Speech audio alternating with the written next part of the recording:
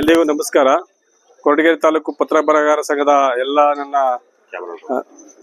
ನನ್ನ ಸಹೋದ್ಯೋಗಿಗಳೇ ಹಾಗೂ ಪತ್ರಿಕಾ ಮಾಧ್ಯಮ ಸ್ನೇಹಿತರೆ, ಏನಿವತ್ತು ಕರ್ನಾಟಕ ಸರ್ಕಾರ ನಮ್ಮೆಲ್ಲರಿಗೂ ಕೂಡ ಪರೀಕ್ಷೆಗಳನ್ನು ನಡೆಸಿ ಲೈಸೆನ್ಸ್ ಅನ್ನು ಕೊಟ್ಟು ವರ್ಷ ಪೂರ್ತಿ ನಾವು ರಿನ್ಯೂವಲ್ ಅನ್ನು ಮಾಡ್ಕೋಬೇಕಾಗುತ್ತೆ, ಫೀಸ್ ಕಟ್ಟಿ ಇಷ್ಟೆಲ್ಲ ಮಾಡ್ಕೊಂಡ್ಬಂದು ನಾವು ಪತ್ರಗಳನ್ನು ಬರೆದು ಒಂದು ಕಾನೂನಾತ್ಮಕವಾಗಿ ಪತ್ರಗಳನ್ನು ಬರೆದು ರಿಜಿಸ್ಟರ್ ಮಾಡಿಸ್ತಾ ಇರ್ತೀವಿ.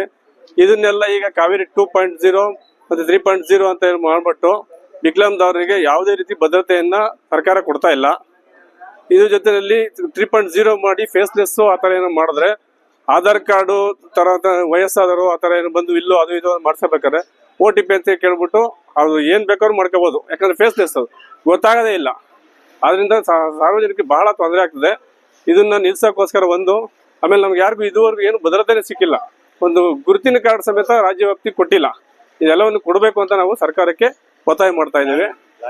ಆಮೇಲೆ ಲಾಗಿನ್ ಪಕ್ಕದ ರಾಜ್ಯಗಳಲ್ಲೆಲ್ಲ ಲಾಗಿನ್ ಕೊಟ್ಟಿದ್ದಾರೆ ದಸರಾ ಬರಗಾರಿಗೆ, ನಮಗೂ ಕೂಡ ಲಾಗಿನ್ ಕೊಟ್ರೆ ನಮ್ಮ ಲಾಗಿನ್ ಮುಖಾಂತರನೇ ಪತ್ರ ಬರೆಯುವಂತ ಕೆಲಸವನ್ನ ಮಾಡ್ಬೋದು ಅಂತೇಳಿ ನಾವು ಸರ್ಕಾರಕ್ಕೆ ಒತ್ತಾಯ ಮಾಡ್ತಾ ಇದ್ದೇವೆ. ಪತ್ರ ಬರಹಗಾರರು ನಾವು ಕೊರಟಗೆರೆ ತಾಲೂಕಲ್ಲಿ ಜಿಲ್ಲಾ ಮತ್ತು ತಾಲೂಕು ಮಟ್ಟದ ಪತ್ರ ಬರಹಗಾರರಿಗೆ 1909 ಮತ್ತು 12ರಲ್ಲಿ ನಮಗೆ ಒಂದೊಂದು ಲೈಸೆನ್ಸ್ ಕೊಟ್ಟರು. ಆ ಲೈಸೆನ್ಸ್ ಪ್ರಕಾರ ನಾವು ಕೆಲಸ ಮಾಡ್ಕೊಂಡು ಹೋಗ್ತಾ ಇದ್ವಿ. ಕಾವೇರಿ 2 ಬಂದ್ಮೇಲೆ ನಮ್ಗೆ ಅದರಲ್ಲಿ ಅಸ್ತಿತ್ವ ಇಲ್ದಂಗೆ ಮಾಡ್ಬಿಟ್ರು. ಹಂಗಾಗಿ ನಾವು ಇವಾಗ ಕಾವೇರಿ 3 ಮಾಡ್ಬೇಕಂತ ಹೊಟ್ಟಿದ್ದಾರೆ. ಮುಂದೇನು ನಮ್ಗೆ ತೊಂದರೆಗಳಾಗ್ತೈತೆ, ನಮ್ಗೆ ಅಸ್ತಿತ್ವನೇ ಇಲ್ದಂಗೆ ಆಗ್ತೈತೆ.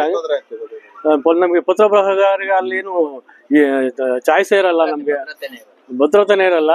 ಹಂಗಾಗಿ ಮುಂದೆ ತೊಂದರೆ ಆಗದಂಗೆ ನಮ್ಗೆ ಪಕ್ಕದ ನೆರೆ ರಾಜ್ಯಗಳಾದ ತಮಿಳುನಾಡು ಮತ್ತು ಆಂಧ್ರ ಪ್ರದೇಶದಲ್ಲಿ ಆಲ್ರೆಡಿ ಅವರಿಗೆ ಲಾಗಿನ್ ಕೊಟ್ಟಿದ್ದಾರೆ.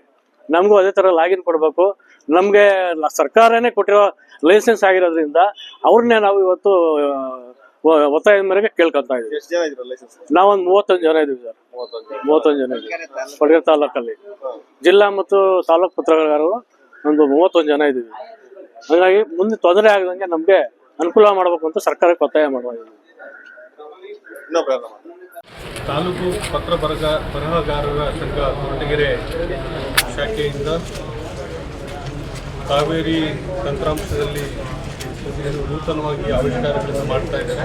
ಅದರಿಂದ ನಮಗೆ ತೊಂದರೆ ಆಗುತ್ತೆ ಅಂತೇಳಿ ಶಾಂತಿಯುತ ಹೋರಾಟ ಮಾಡುವುದಾಗಿ ಮನವಿ ಕೊಡ್ತಾ ಇದ್ದಾರೆ. ಅದೇ ರೀತಿಯಾಗಿ ಸಂಬಂಧಪಟ್ಟ ವಿಷಯಗಳನ್ನು ಮೇಲಧಿಕಾರಿಗಳ ಮುಖಾಂತರ ಸರ್ಕಾರಕ್ಕೆ ಸಲ್ಲಿಸಲು ಕೋರಿರುತ್ತದೆ. ಈ ಮನವಿಯನ್ನು ಸ್ವೀಕಾರ ಮಾಡಿ ಸರ್ಕಾರದ ಗಮನಕ್ಕೆ ತರಲು ಬಯಸುತ್ತೇವೆ.